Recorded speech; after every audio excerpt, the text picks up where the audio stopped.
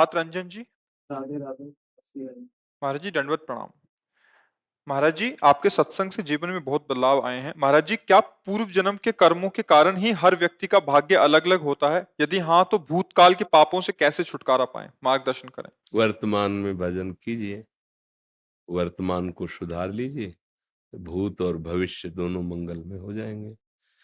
अगर वर्तमान बिगड़ गया तो भूत बन के लगेगा ही। भूत बन के लगे, भूत जिसके ऊपर लगता है चैन से रहने देता है क्या? तो भूत का कर्म भूत जैसा ही है। जो शुभ और अशुभ कर्म है वो दोनों दुख देते रहते हैं। आप न आवे ताहि पे ताहि तहां ले जाए। जहां जिस तरह का कष्ट विधान लिखा है वो वहीं वैसे दंड भोगता रहता है। तो हमारा मनुष्य शरीर कोई पशु शरीर थोड़ी कि हम केवल उसी भूत के विधान से जिए। हम वर्तमान में नया भाग्य रचेंगे, हम वर्तमान में परम मंगल विधान रचेंगे। ये छूट है मनुष्य जन्म में और किसी में नहीं। 83,99,999 योनियों में ये छूट नहीं, ये केवल एक मनुष्य। इसीलिए शास्त्रों में कहा गया है, दुर्लभो मानुषो देहो, बड़ा दुर्लभ, बड़े भाग मानुष तन पावा। इसकी बड़ी महिमा है। इसी बात की महिमा है कि हम ऐसे सत आचरण करें, ऐसा भजन करें कि हमारा पूर्व का सारा पाप नष्ट हो जाए, आगे हम सुख में जीवन व्यतीत करें। पर वो मंगल धर्म आचरण से, भजन से होगा। मनमानी आचरण से, पापाचरण से और गंदा हो जाएगा, फिर भोग भोगने पड़ते हैं। परहित की भावना, नाम जप का अभ्यास, पवित्र आहार विहार विचार, सब ठीक हो जाएगा। अगर पूर्व के कर्म नष्ट ना होते तो भगवत प्राप्ति किसी को होती ही नहीं, क्योंकि पूर्व के कर्मों में थोड़ी लिखा हुआ कि इसको भगवत प्राप्ति होगी। वो तो वर्तमान के भजन से भगवत प्राप्ति होती है। भगवत प्राप्ति वर्तमान के भजन से होती है।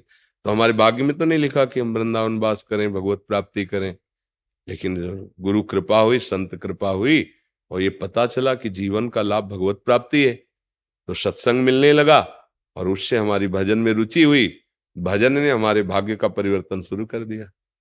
ये पूर्व कर्म शरीर को दंड देंगे, शरीर को रोग ग्रसित करेंगे, निंदा होगी, अपमान, ये सब होगा। लेकिन वर्तमान का भजन ऐसा ज्ञान प्रदान कर दिया कि निंदा का प्रभाव नहीं, कष्ट का प्रभाव नहीं, आनंदमय ये जीवन, और शरीर छूटने के बाद प्रभु की प्राप्ति, मंगल हो गया। अगर भजन ना करे तो फिर और किसी कर्म में सामर्थ्य नहीं है कि कर्म, जैसे गंदे हाथ को नाली के जल से, नाली के पानी से धोए तो साफ थोड़ी माना जाएगा। ऐसे ही वासनात्मक कर्म, और उससे हम पुराने कर्मों को नष्ट नहीं कर पाएंगे। भागवतिक कर्म में जैसे निर्मल गंगा जल से धोए तो परम पवित्र हो गए, ऐसे भागवतिक ऐसे कर्म हो भागवत धर्म के, कि वो कर्मों का नाश करके हमारा भविष्य मंगलमय हो जाए। क्योंकि भगवान मंगलमय है, मंगल भवन है ना। तो अमंगलहारी जितने पीछे थे सब अमंगल नष्ट कर देंगे, वो आगे सब मंगल ही मंगल हो जाएगा। तो भाव को भाव अनख आलसहु, नाम जपत मंगल दिस।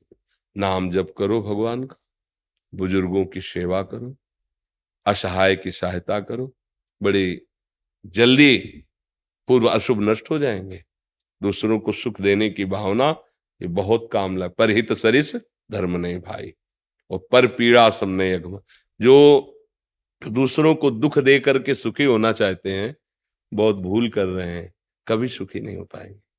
जो खुद दुख सहकर दूसरों को सुख देना चाहते हैं आगे उनको कभी दुख नहीं मिलेगा, कोई भी दुख उन्हें परास्त नहीं कर पाएगा।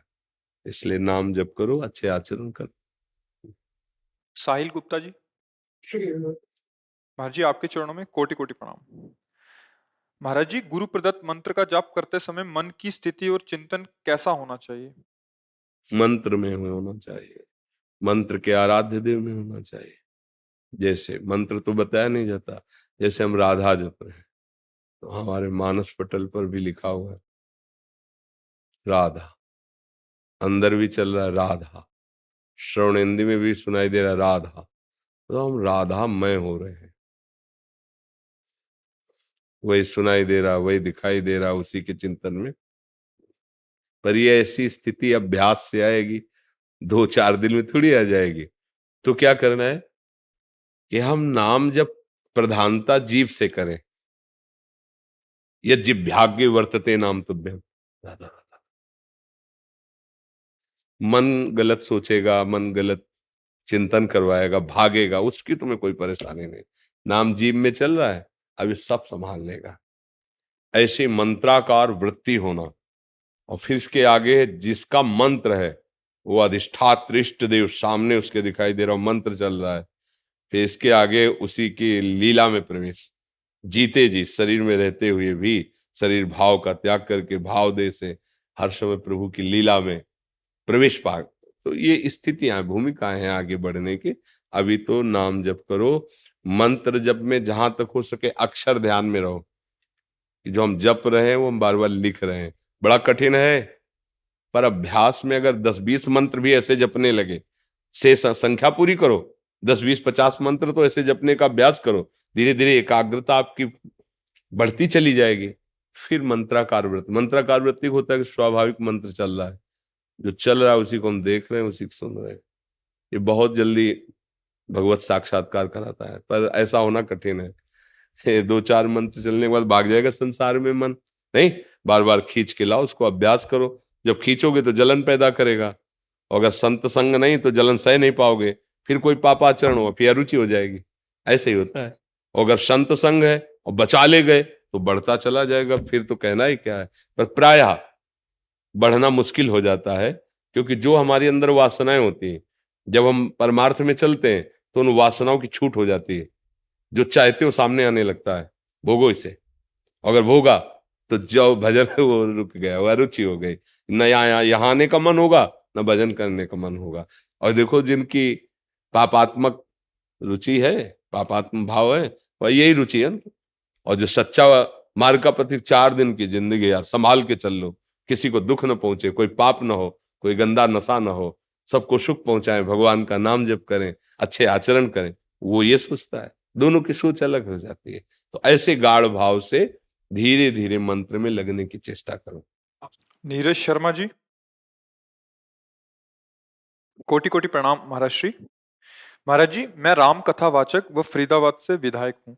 मेरे पास किसी समस्या के लिए एक पक्ष आता है और मुझे उसकी मदद करनी पड़ती है, तो क्या दूसरे पक्ष के साथ अन्याय है? ये आपको देखना पड़ेगा कि जिस पक्ष का आप संग कर रहे हैं वो धर्मयुक्त है, वो हमारे भागवतिक संविधान से ठीक है, वो हमारे राजकीय संविधान से ठीक है। अगर ठीक है तो हम पक्ष लेते हैं, इसको बता देते हैं कि आप हमारे पास आए हो, हम उत्तम सलाह देंगे, पहले आप अपने आचरणों को सुधारिए, फिर हम आपको सपोर्ट करेंगे। अगर आचरण हमारे राजकीय विधान के प्रतिकूल है या शास्त्रीय विधान के प्रतिकूल है तो हम आपका सहयोग नहीं कर पाएंगे। अगर अधर्म का पक्ष देंगे तो फिर आपका सहयोग नहीं होगा, अधर्म में सम्मिलित होंगे। आप हमारे पास आए हो, अगर आप, हमें लगता है कि जिस बात का आप सहयोग मांग रहे हो वो शास्त्र सम्मत है और हमारे राज्य की विधान कानून के अंतर्गत है, क्योंकि आपने एक पद का नाम लिया तो राज्य की विधान से सम्मानित पद है। जितने भी लोग आपकी सेवा में आते हैं उनमें ऐसा आपका व्यवहार है जैसे एक घर का बड़ा बुजुर्ग अपने बच्चों से प्यार करता है, वैसे जितना आपका क्षेत्र है उस क्षेत्र का धर्मी अधर्मी पापी उत्तम अधम सब आपके प्यार और दुलार और शासन तीनों के अधिकारी हैं। अगर वो अधर्म युक्त आचरण करता है तो जैसे अपना बच्चा गलत करता है तो 2-4 थप्पड़ लगाते हैं, ऐसे ही भाव से हम उस पर शासन करेंगे। स्वार्थ, किसी भी तरह का प्रलोभन, किसी भी तरह का सांसारिक संबंध दबाव, ये अगर है तो फिर वो ठीक निर्णय नहीं कर पाएगा।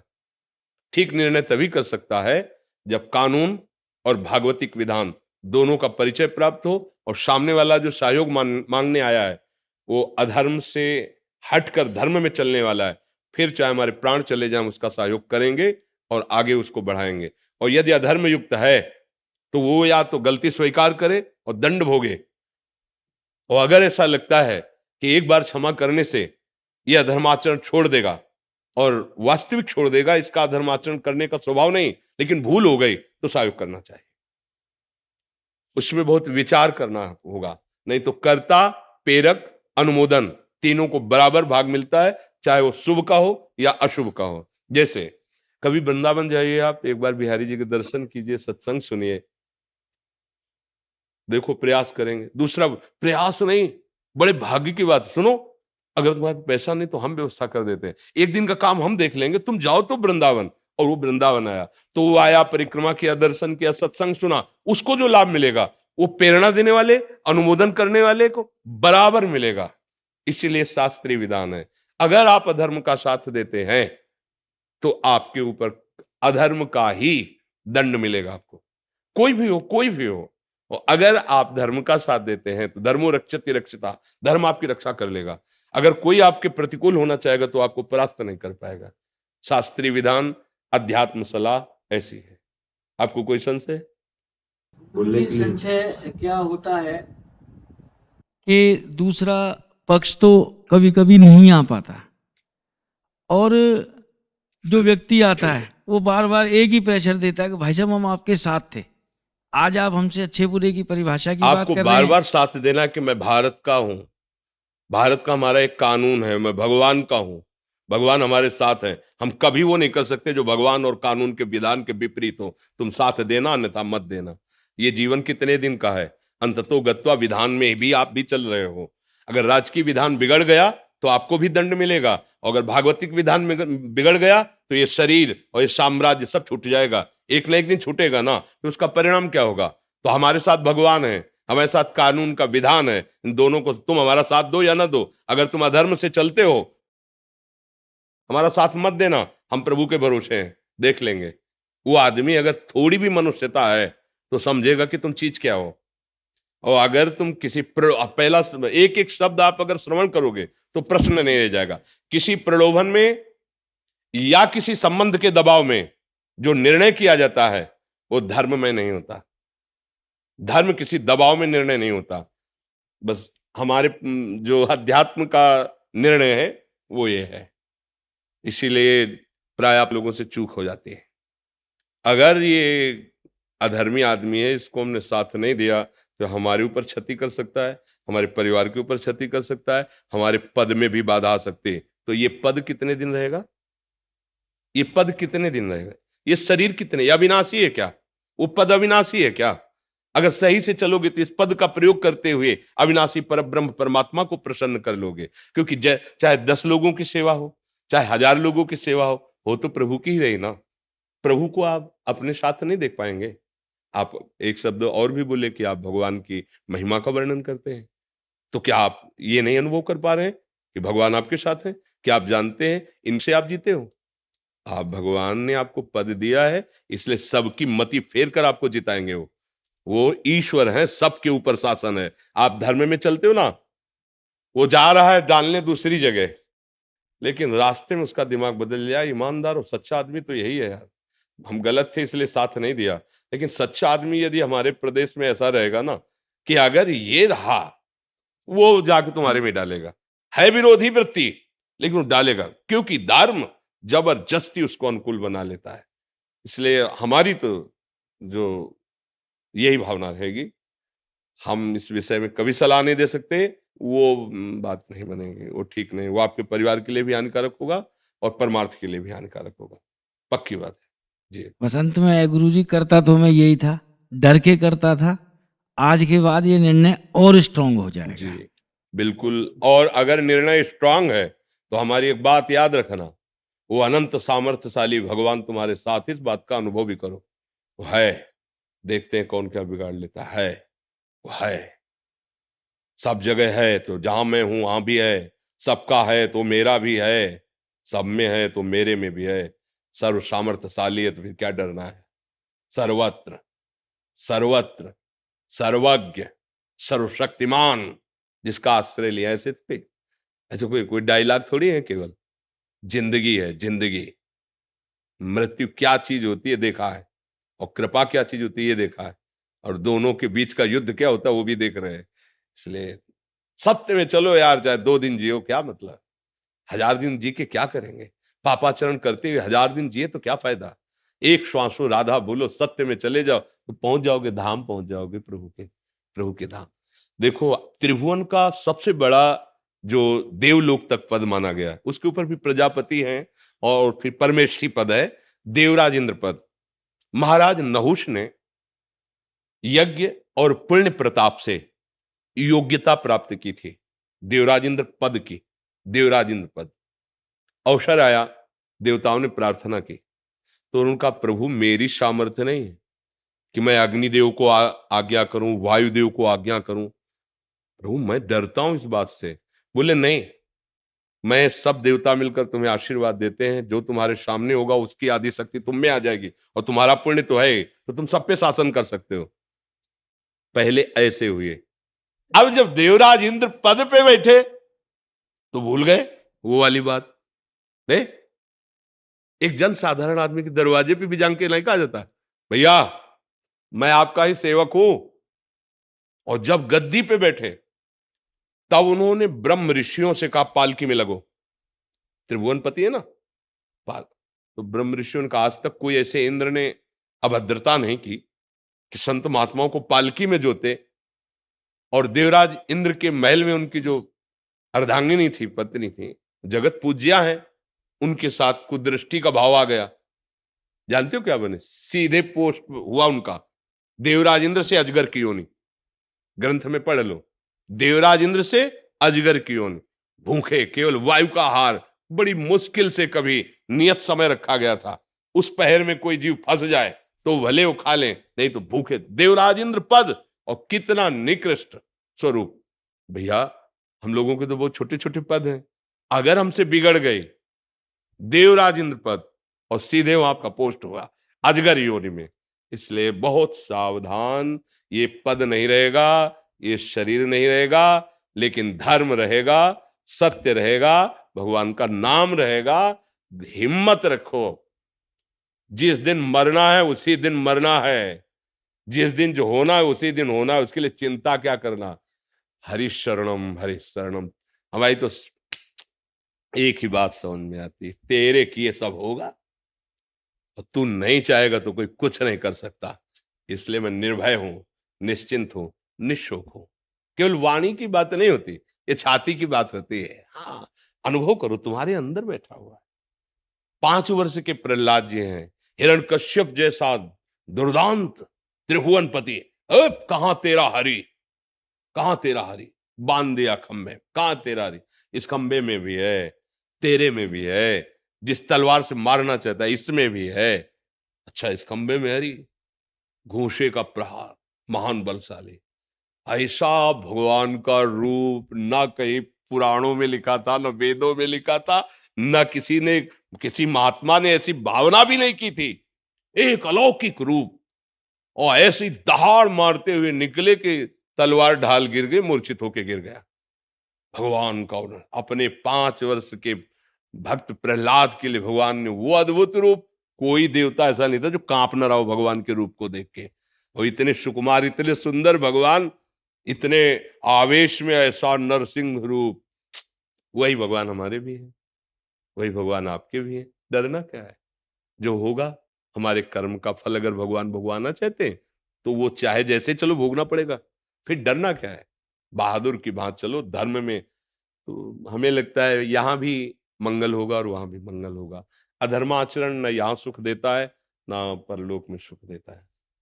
नागेंद्र वर्मा जी, राधा वल्लभ फिर गए। महाराज जी आपके चरणों में कोटि कोटि प्रणाम। महाराज जी मेरा एक संशय है, महाराज जी हम रुपया ब्याज पर देते हैं, यही काम से हमारा परिवार का खर्च और बाकी सब चलता है, लेकिन अब मन में आपका सत्संग सुन के थोड़ी विचलता आ रही है कि ब्याज का पैसा कहीं हमारे लिए पाप का साधन तो नहीं बन रहा। हमारी गति बैंक क्या के होगी? ब्याज से तो लाखों लोगों का जीवन चलता है ना।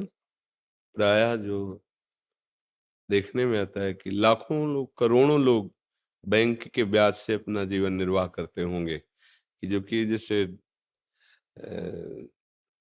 धन आदि एकत्रित करके फिर वृंदावन भी वास कर रहे हैं लोग, तो प्रायः बैंक के ब्याज से ही तो चल रहा है। तो ये जो ब्याज की निंदा की गई है, वो पूर्व में जैसे जमींदार लोग होते थे ना, 500 रुपए दिए, 500 का वो ब्याज वापस किया, वो ब्याज के ब्याज ऐसे चढ़ा देते थे को कितनी बार 500 दे ले पर वो मुक्त नहीं होगा। तो इस तरह के जो गलत व्यवहार जनित ब्याज का भाव रख करके शोषण किया जाता था, उसके लिए है। जैसे बैंक से भी आप कर्जा लो तो वहां भी तो आपको उसमें प्रतिशत में होता है ना कि इतने हाँ, लोन जैसे, या आप बैंक में धन दो तो इतने प्रतिशत आपको ब्याज मिलेगा, ऐसा होता है ना। अगर इस तरह का है, आपका शोषण का भाव नहीं है जो सरकारी विधान से चलता है, तो मुझे लगता है कि चाहे बैंक से ले चाहे आपसे ले। बट ऐसा नहीं है, लेकिन कई लोग ऐसा करते हैं, उनको देखकर मेरे मन में ऐसा भाव आ गया कि कहीं मैं ना पाप में नहीं, हमारा जो उद्देश्य था कहने का, वो हमने गांव में देखा है कि ज्यादा बड़ी रकम तो किसान गरीब आदमी ले ही नहीं सकता। 2000 4000, अभी की बात नहीं, पहले की कह रहा हूँ, 2000 4000, तो उस समय जैसे था कि वो 100 रुपए में 10 रुपए ब्याज लगाते थे, क्योंकि महीने में 100 रुपए में 10 रुपए। और किसान आदमी, वो तो फसल आएगी, अगर फसल नष्ट हो गई तो अब कहाँ से बड़ा, मतलब ये तो आप लोग शायद उस कष्ट को नहीं जानते होंगे, जो गरीब हैं, किसान हैं, और उन्हीं से उनका उदर पोषण होता है। अब वो कुछ पैसे ब्याज के दिए, पर पूरे तो दे नहीं पा रहे, तो कितनी बार वो 500 रुपये पहुंचा दिए, 1000 रुपये पहुंचा दिए, थोड़ा थोड़ा करके, लेकिन वो ब्याजे नहीं, मूल तो ऐसे ही जमा है। फिर उनको उनकी खेती हड़पते, उनको कष्ट देते, वो महान दुखदाई है। एक नियम है सरकारी हिसाब से, जैसे तो आप जो प्रतिशत, खुली बात है, इतने प्रतिशत ब्याज इसका है, जहां तक हो सके सौहार्द रख करके उसको, उसका सेवा का भी काम बन गया, आपका भी काम चल रहा है। शोषण वृत्ति अगर है तो फिर वो हानिकारक रहेगी। शोषण वृत्ति अब जैसे किसी ने लिया था और दूसरे दिन उसका काम हुआ नहीं और उसी को वापस करने गए, तो उसने पूरा हिसाब लगा के कहा चाहे आज दो चाहे 1 महीने बाद दो, ब्याज तो तुम्हें पड़ेगा ही। अब उसको जो 200-300 रुपए ब्याज के थे बहुत भारी पड़े थे, और बेचारा के रख लिया। अब जब वो लाही चना कुछ भी पैदा होगा बेचेगा, तो अब वो पैसे लिए थे, काम नहीं हुआ, वो वापस करने गया, अब ब्याज के पैसे उसके पास कहाँ तुरंत, अब नहीं है ना, अब उसको कई महीने लगेंगे फसल आने पे, अब वो उनका हिसाब बढ़िया बन गया, तो फिर ये हानिकारक होता है। अब तुरंत जैसे समझ में आ रहा है ना, गांव का है, हमारे अमुक आदमी है, और उसका जिस काम के लिए था नहीं हुआ, वो वापस कर रहा है, तो इस पे फिर लोभ नहीं करना चाहिए। हाँ ठीक है, कोई बात नहीं, महीना 2 महीना हो गया तो फिर उसका ब्याज उचित ले लीजिए। अगर कोई ऐसा लगता है कि ब्याज नहीं दे पा रहा है, तो भाई थोड़े दिन के लिए आप हमारा मूल वापस कर दो, हम क्षमा करते हैं ब्याज, ऐसा भी व्यवहार कर लेना चाहिए। तो उससे भगवान देख रहे हैं ना, उससे मंगल, शोषण वृत्ति का निषेध किया गया है। कमल जी पंजाब से। महाराज जी राधे राधे। महाराज जी, शरीर तो भक्त जल्दी बन जाता है पर मन जल्दी भक्त नहीं बनता, जिस वजह से प्रभु प्रेम का आनंद। किसका है प्रश्न? हाँ, शरीर तो शरीर भगत, अरे गाड़ी भगत, गाड़ी में लिख दे, नाम लिख दे, तो गाड़ी नाम थोड़ी जप रही है, ये तो गाड़ी है। बात तो अंदर की है, जो ड्राइवर उसमें बैठा हो वो क्या कर रहा है। ये शरीर एक रथ की तरह है, गाड़ी की तरह है, शास्त्रों में वर्णन किया गया है। शरीर एक रथ है, इंद्रियां इसके घोड़े हैं, मन इसकी लगाम है, बुद्धि इसका सारथी है। अगर बुद्धि निश्चय कर ले तो लगाम कड़ी रखे तो घोड़े सतमार्ग में ही चलेंगे, तो रथ सुरक्षित रहेगा। मन को प्रभु में लगाने के लिए तो हम सत्संग करते हैं, सुनते हैं, नाम जप करते हैं, शास्त्र स्वाध्याय करते हैं, पवित्र आहार करते हैं, फिर मन आ जाएगा काबू में। अगर गंदा भोजन होगा, गंदे लोगों का संग होगा, गंदी विचारधाराएं, गंदी क्रियाएं, कभी मन को आप शासन में नहीं ले पाएंगे। अच्छे आचरण पहले कीजिए, अपने को बलवान बनाइए, अपनी बुद्धि पवित्र कीजिए, नाम जप कीजिए, अच्छे आचरण, बुजुर्गों की सेवा, दूसरों को सम्मान देना, तो आपकी बुद्धि में बल आएगा, वो मन को खींचेगी, मन इंद्रियों को खींचेगा, सही मार्ग में चल देंगे। अब अभी क्या है, विषय ने इंद्रियों को बस में कर रखा है, इंद्रियां मन को अधीन कर लिए और मन बुद्धि को, पूरा सिस्टम उल्टा चल रहा है। जो भोग सामने आया, इंद्रियां लालायित हो गई, मन दस्तखत कर दिया, बुद्धि उसी में लग गई, फेल हो गए हम। और है उल्टा मार्ग इसका कि बुद्धि के शासन में मन, और मन के शासन में इंद्रियां, और इंद्रियां निर्विषय, तब जाकर के, और विषय देखते ही इंद्रियां फिसल गई, मन को इंद्रियां अधीन किए हुए हैं और मन बुद्धि को अधीन किए हुए हैं, और जीवात्मा इन्हीं से सुख के प्रलोभन में फंस गया। कभी कोई फंसता है तो सुख के प्रलोभन में।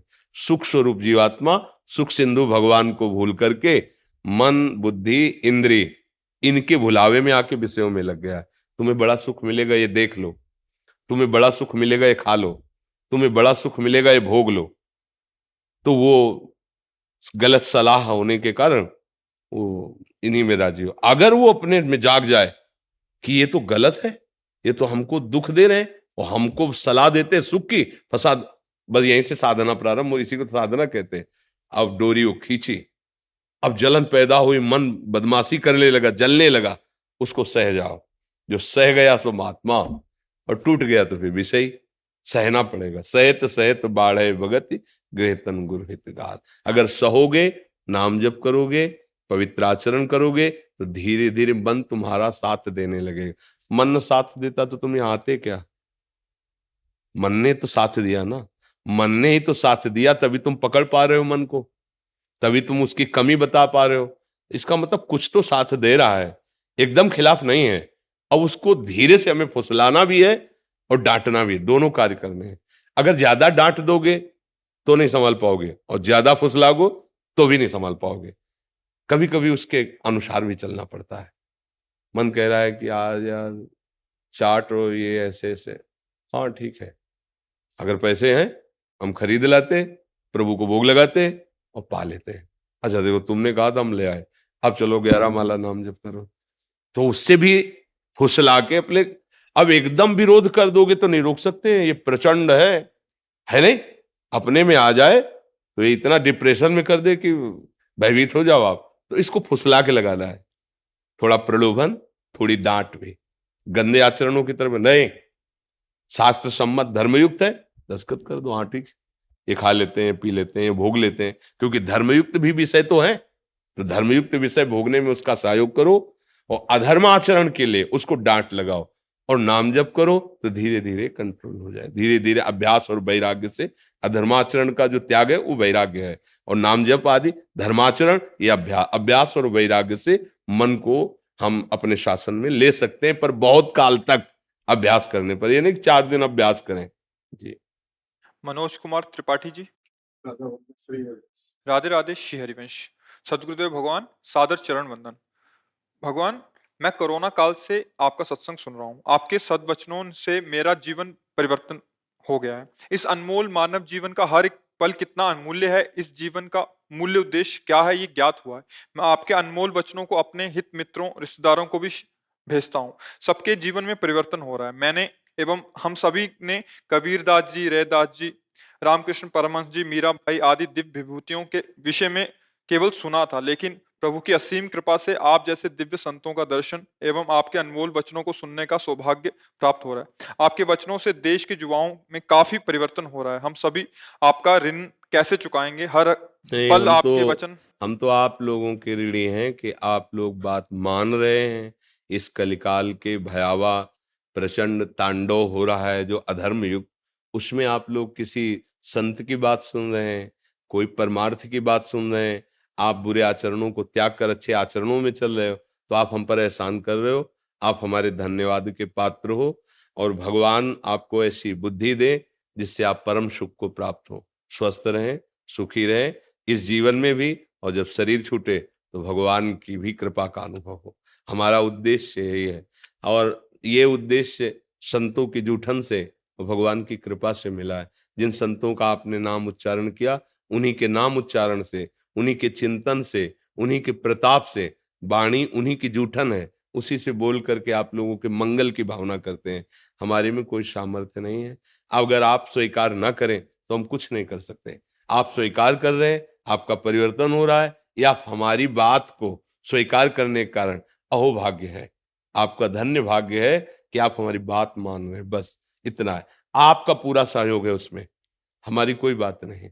अगर आप ना सुने, आप ना स्वीकार करें, तो हम बोलते रहे क्या काम में आएगा। आप स्वीकार करें, आपका परिवर्तन हो रहा है, तो इससे हमें भी लग रहा है कि जैसे भी है हमारा जीवन सार्थक है। 10 को सुख मिले, यही हमारे जीवन का उद्देश्य। 10 सुधर जाएं, 10 भगवत मार्ग में चलने लगे, 10 दुराचार छोड़ दें, तो कम से कम मनुष्य जन्म धारण करना हमारा सारा, हमारा जो होना है सो तो होना है। लेकिन इस संसार में जन्मे, इस संसार का अन्न खाया, इस संसार के वस्त्र पहने, इस संसार के समाज में रहे, तो समाज का मंगल हो, समाज सुखी हो, समाज आनंदित हो। ये तभी हो सकता है जब आप हमारी बात माने। आप बात मान रहे हैं, इसलिए हम प्रणाम करते हैं। आप धन्यवाद के पात्र हैं बात मानने के कारण। तो भगवान की कृपा निश्चित है, तभी आप बात मान रहे हैं। इसलिए धन्यवाद के पात्र इधर नहीं, आप लोग हैं जो आप बात मान रहे हैं। नहीं, यह कलयुग चल रहा है, कौन बाबा जी की बात सुने, कौन बाबा जी की बात माने। ऐसा उसका माया का आकर्षण है, ऐसे गलत आचरणों में मन लगा हुआ है, ये सब बकवास समझते हैं। शास्त्र और शास्त्र समस्त वाणी को आज के आधुनिक यंत्रों में विचरण करने वाले मन बुद्धि वाले इसे सब ऐसा समझते हैं, सब काल्पनिक है। आप मान रहे हैं, आपका परिवर्तन हो रहा है, ये भगवान की कृपा है और आपके अहोभाग्य हैं, धन्य भाग हैं। क्योंकि बिना भगवान की कृपा के ना तो शब्द सुनने को मिल सकते हैं और ना उनको आचरण में उतारने की भावना आ सकती है। अतिशय कृपा राम की हुई, पांव दे या मार्ग सोई। इस मार्ग में कदम वही बढ़ाता है जो भगवान का कृपा पात्र है। आप सबके ऊपर भगवान की कृपा है जी। कुशाग्र मिश्रा जी कानपुर से। श्री हरिवंश। महाराज जी आपके चरणों में प्रणाम। गुरुदेव, अब लो नसानी अब ना निसहियो, ये संकल्प बार बार लेने पर भी अब ऐसी स्थिति है कि ये बार बार भावना लिए नहीं जाता है, तो एक बार लिया जाता है, पर ये तभी माना जाता है कि आप ले लिए। पूरे पद में एक बहुत खास बात गोस्वामी जी ने कही, पायो नाम चारु चिंतामणि, उर करते न खसई हो, अब लो नशानी अब ना नसई हो। राम कृपा भवनिशा सिरानी, जागे पुनि न दसई हो, अब लो नशानी अब न। हे प्रभु, बहुत हो गया, आपसे बिछुड़ कर, आपसे भूल कर, मनमानी आचरण करके बहुत भटकता रहा। अब नहीं, अब नहीं। कब हो सकता है? जब भगवत कृपा का अनुभव करते हुए नाम निरंतर जप करें। हमारी प्रार्थना, हमारे हृदय की बात, यदि नाम नहीं है तो चाहे जितनी बार कसम खाओ, ये बहुत बलवान मन और इंद्रियां हैं। ये विषयों के सानिध्य में इतना मन व्याकुल कर देगा कि आप सब ज्ञान विज्ञान भूल जाएंगे और उसमें आसक्त हो जाएंगे। बचा सकता है तो भगवान का नाम। पायो नाम चारु चिंतामणि। आहा, इतना सुंदर चिंतामणि है कि चिंतित करते ही अपार सामर्थ्य प्रदान करता है। काम क्रोध की क्या बात है, भगवान को भी अधीन करा दे, ऐसा नाम है। नामी को भी अधीन करा दे। बस ये बात समझ में आ जाए। गोस्वामी जी बहुत बार पदों में अपने हृदय की बात कहें, राम राम राम जी, जो लो तू न जपी है, तो लो तू कहूं जाए, तिहूं ताप तपी है। सुरसरि तीर बिन नीर दुख पाई है, सुर तरु तरे तो ही दारिद सताई है। चाहे जहां भाग चल के जाओ, यदि नाम जप नहीं हो रहा, गोस्वामी छूटिबे के जतन विशेष बांधे जाएगो, होए है विष भोजन जो सुधा सान खाएगो। जागत बागत सपने उन सुख सोए, जुग जुग जन्म जन्म जग रोइए। कुछ भी कर लो, क्योंकि कर्तृत्वाभिमान ये विकारों को पुष्ट करता है और नाम जप दैन्यता पुष्ट करता है। नाम जप उसी का निरंतर हो सकता है जो तृणादपि सुनीचेन तरुरी सहिष्णुना अमानिना मान देन तो कीर्तनी यह सदा हरि। वो हरि के नाम का कीर्तन, हरि के नाम का स्मरण वही कर सकता है जो अभिमान रहित होकर के, सहनशील होकर दूसरों को सम्मान देता रहता है, दैन्य भाव से भगवान के आश्रित रहता है। नाम स्वयं भगवत स्वरूप है, वो कृपा करके स्फुरित होता रहता है। मनमानी आचरण करे तो नाम जब चलेगा ही नहीं जिह्वा पे। नाम कोई साधारण अक्षर नहीं है, साधारण शब्द नहीं है। वो परब्रह्म परमात्मा तत्व को भी अधीन करने वाला सामर्थ्य रखता है नाम। ये जिसकी भगवत कृपा में ही बुद्धि है वही समझ सकता है, नहीं तो ऐसे ये माया प्रपंच के प्रवाह में प्रवाहित हुआ जीव क्या जाने। तो इसलिए अभी आपके ऊपर भगवान की कृपा है, जो आप साधन मार्ग को समझना चाहते हैं, चलना चाहते हैं, तो बात पकड़ लीजिए। जब तक नाम नहीं होगा तब तक निष्कामता नहीं आएगी, और निष्कामता के बिना शांति, प्रेम, ज्ञान ये सब केवल बातों में रहता है। जहां कामनाएं हैं वहां शांति नहीं है, वहां शुद्ध ज्ञान नहीं है, वहां भगवत प्रेम नहीं है। जहां काम तहां राम नहीं, जहां राम नहीं काम। अंधेरा और सूर्य एक साथ कैसे रह सकते हैं? ये ज्ञान अंधकार और भगवान का नाम, इसलिए निरंतर नाम जप करो, अज्ञान अंधकार का नाश उसी से होता है। सब सोहित निष्कामति श्री वृंदावन विश्राम कब होगा? जब श्री राधा वल्लभ लाल को हृदय ध्यान मुख नाम। बहुत बड़ा सिद्ध ये साध्य वस्तु है नाम। दो बातें इसमें खास जगह जगह हमने पाई। जपत हरि विवश तव नाम प्रतिपद विमल मनस तो ध्यानते निमिष नहीं टरिबो। दो बातें आई ना, मुख में नाम और हृदय में उनका ध्यान। इसमें आया ना, राधा वल्लभ लाल को हृदय ध्यान मुख नाम। जानकी जी अशोक वाटिका में नाम पहारू दिवसनिस और ध्यान तुम्हार कपाट। दो चीजें। फिर कोई ये अवलो नशानी अबना नशयो ये दृढ़ हो जाएगा। और जब तक ये इस बात पर ध्यान नहीं देंगे तो कसम खाओगे 2-4-10 दिन सही चलोगे, फिर प्रमाद स्थिति अपना अवसर ढूंढ लेगी। भगवत विस्मरण हुआ और विषय अपने में घसीट ले गया। इसलिए निरंतर नाम जपने के लिए महापुरुषों ने कहा है, इसीलिए कहा है कह हनुमंत विपत्ति प्रभु सोई जब तो सुमिरन भजन। नाम चल रहा है, कोई घसीटेगा भी तो आपको परास्त नहीं कर पाएगा। और घसीट तभी सकता है जब तक अहंकार है। अहम रहित को माया शब्द नहीं। जो अहम रहित हो गया वहां माया है ही नहीं, और जहां अहम है उसी का नाम माया है।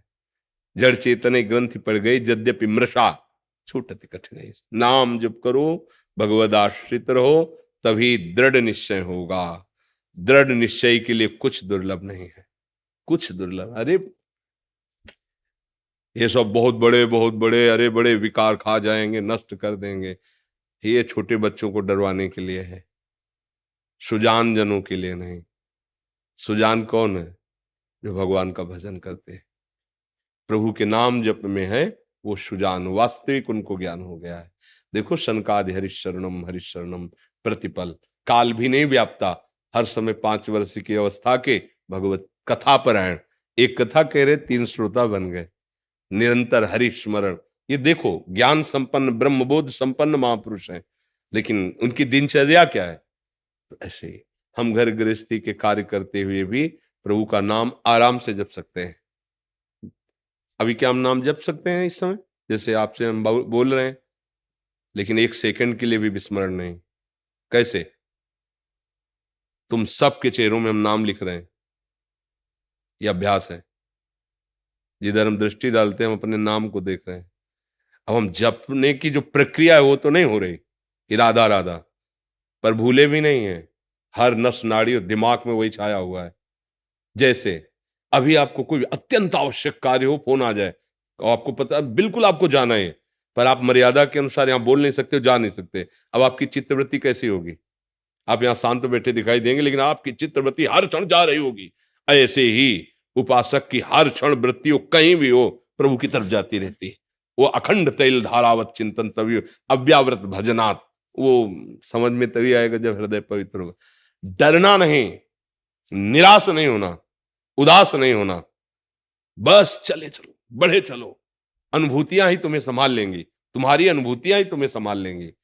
तुम्हें जब अनुभव होने लगेगा भगवान प्रतिपल मेरी रक्षा कर रहा है, भगवान प्रतिपल मुझे ज्ञान दे रहा है, भगवान प्रतिपल मुझे संभाल रहा है, फिर किसी के आशीर्वाद की जरूरत नहीं पड़ेगी। अनुभूति, किसी को पुकारने की जरूरत नहीं, अन्य को। यहां कोई सहयोग देने वाला नहीं।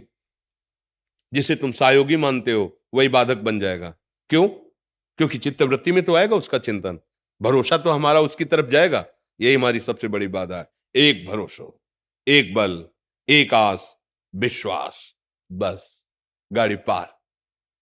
वही विविध रूपों में आके कर रहा है, बस उसी की तरफ हम देख रहे हैं। ना कोई अन्य नाम है, ना कोई रूप है, न अन्य कोई व्यक्ति है, न जड़ है, न चैतन्य है, एक ही परम सत्ता विराजमान है। कोई समझे या न समझे, सबसे हमारी समझ भली। बस अपनी अनुभूतियों को, परमार्थ में साधक अपनी अनुभूतियों का सहारा लेके चलता है। भगवत कृपावल और अपनी अनुभूतियां, उसे किसी के सहयोग की जरूरत नहीं होती। हर क्षण अनुभूतियां उसको आगे बढ़ाती रहती है। संसार में मायाग्रस्त जीव को भी भगवान की कृपा होती है, पर वो विस्मृति के गर्त में पड़ा है, तो भगवान की कृपा का अनुभव न करके अहंकार का पोषण करता है, इसलिए उसे समझ नहीं पाता है। उपासक प्रतिपल बड़ी सूक्ष्मता से प्रभु की कृपा का अनुभव करता है, उसके कदम अध्यात्म की तरफ बढ़ते चले जाते हैं, किसी के सपोर्ट की जरूरत नहीं होती।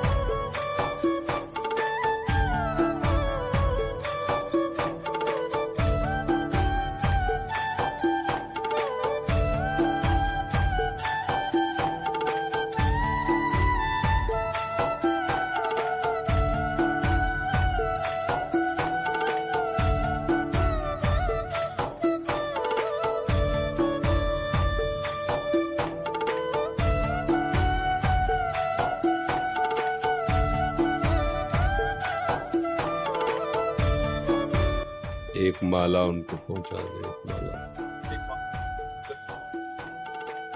दे आ।